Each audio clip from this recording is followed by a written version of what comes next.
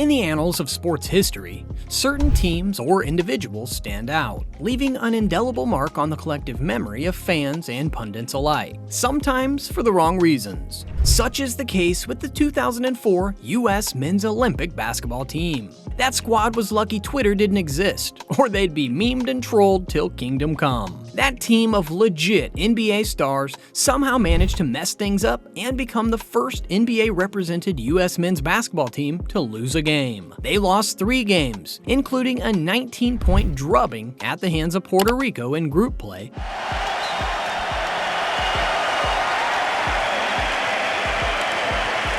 and an 8-point loss to the eventual champions Argentina in the semifinal. There's the exclamation point for Argentina.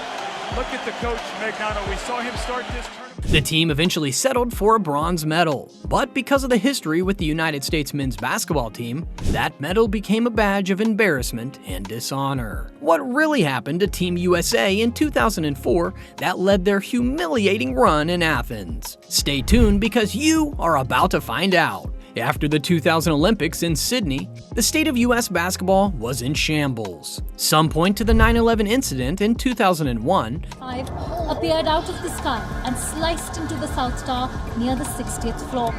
as part of the reason why the top NBA players did not even bother signing up for international play. Whether it's true or not, the 2004 squad was not a product of a one-nighter. It's the result of a bad relationship that stemmed from USA Basketball's failure to put up a good team even a couple years back. Many people fail to realize or remember how horrible Team USA was in the 2002 World Championship. No disrespect to Antonio Davis and Ben Wallace, but they don't belong on a team with world supremacy in mind. Andre Miller couldn't shoot, and Reggie, he was old by then. Paul Pierce was the only one who made sense here, but the truth did not have the experience of playing winning basketball at this point in his career. Now take a look at the rest of the lineup and tell me what the hell they were thinking.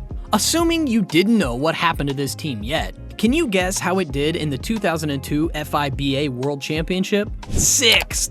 And they're playing in their own backyard. I guess expecting a turnaround in 2 years was too much, even for the United States. After the 2002 Walk of Shame, the days when the United States could just pick and plug any player and still win were over. The world was catching up, and the rest of the field had national teams honed and played together for years. If you think USA Basketball has learned its lesson, think again, because 2004 had an even worse roster construction. Even though the team had legitimate superstars like Allen Iverson. By Iverson.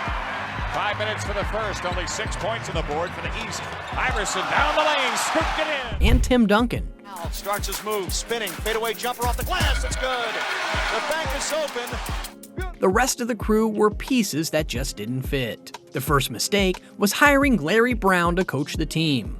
Brown just led the Detroit Pistons to the first NBA championship featuring a squad with no superstars. Carlisle coach, he did a great job. I'm sorry, Chucky Atkins and Michael Kerr. So, imagine what he can do with a team with all-star talent up and down the roster. Right? Wrong! Brown notoriously hated rookies and was stubbornly set in his ways.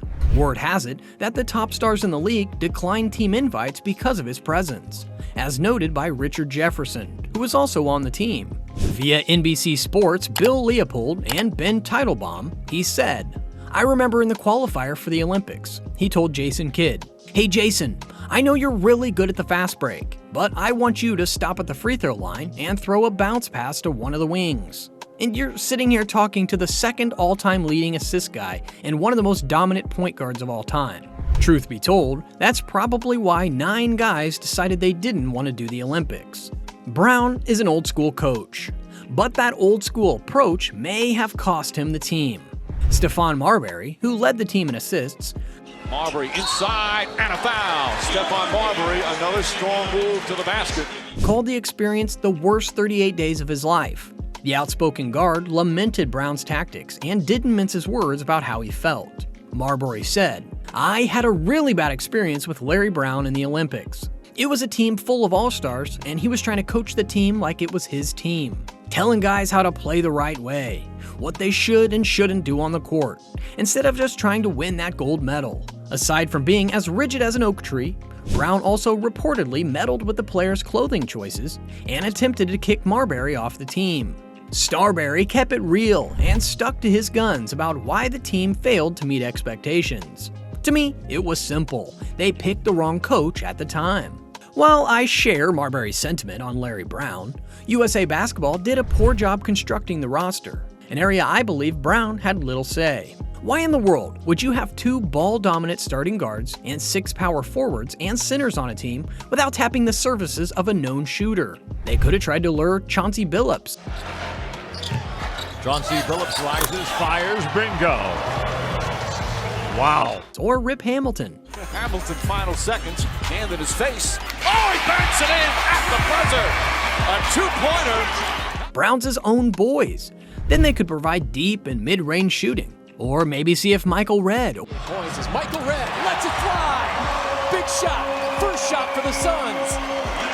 or Eddie Jones were interested. Takes it away from Johnson.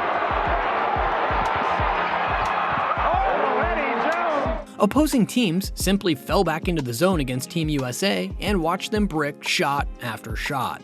One look at the team's statistics, and it wouldn't take a rocket scientist to figure out what's wrong. That squad connected on only 31% from 3, while their opponents drilled 44%. That semifinal battle against Argentina was a microcosm of their issues. The United States shot 3 for 11 from deep. Back. Shot clock at 4. Iverson hits the 3. While their South African counterparts drilled 11 out of 22. Right back, Ginobili, wide open 3. Aside from missing a floor spacer, they also severely lacked a great facilitator and stabilizer.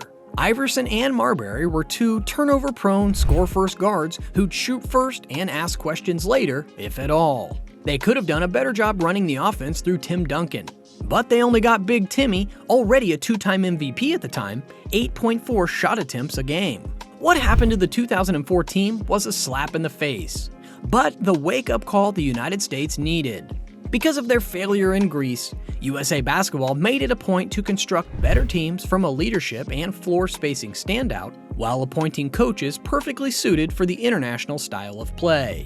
This led to another dominant chapter for USA Basketball. Kobe Bryant and Jason Kidd spearheaded the Redeem team in 2008, along with the more mature and experienced versions of LeBron, D. Wade, and Melo.